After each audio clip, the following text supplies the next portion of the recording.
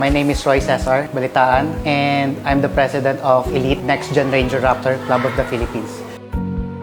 Actually, this is our third project. Napili namin itong lugar because na-search nga sa lugar na kulang sila ng pathway. Naisip namin that instead of food ang ipamigay lang, mas maganda na maalala kami ng tao sa projects na magagawa. Kasi common na yung namimigay ng pagkain, tapos pagkatapos kumain, di ba parang kumbaga sa dumadaan lang. We made this project here in Pantabangan dahil mga nangangailangan dito. It's a small community, small school. Yun nga, as they said a while ago na they have to earn at least or pag-ipunan tong project na to ng 1 year bago nila magawa yan. Nakabuo kami ng fund through members. We ask the members kung sino yung merong sobra. Minsan nga binibiro ko sila na, yung mga sobra ng pang kape-kape dyan, at least dito nilang ninyo ibigay. At least mas makakatulong sa mga bata. Sa totoo lang, it's a success. Natutuwa kami as a team kasi sa lahat ng hirap, long drive, even sa pag-pick up namin ng food and items, well, kahit paano naman na-settle namin ng mas maganda and kahit paano on time. Yung mga ngiti ng mga bata, tapos nang inabot natin yung mga pagkain, tapos yung teachers, yung excitement nila nung ginawa yung pathway, at saka kasi ang maganda nung sa project na to, kasi ang pagkain kasi nga, yun nga, once you eat it, tomorrow makakalimutan ka na yun.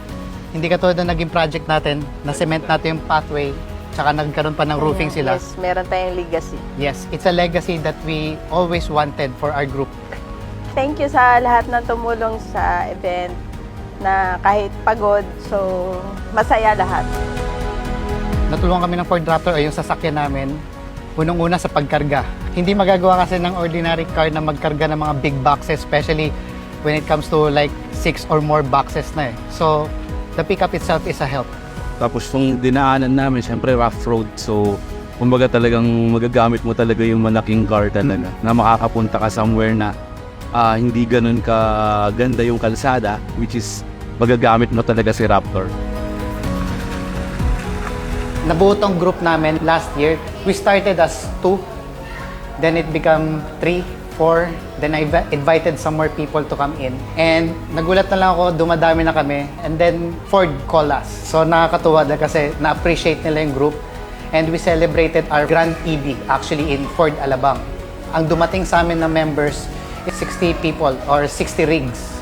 So, ang saya. So, doon na nag-umpisa ang lahat. Nagulat nga kami, from Metro Manila, umabot kami ng Mindanao.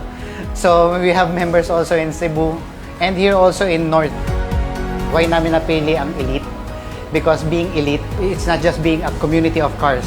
We also help people.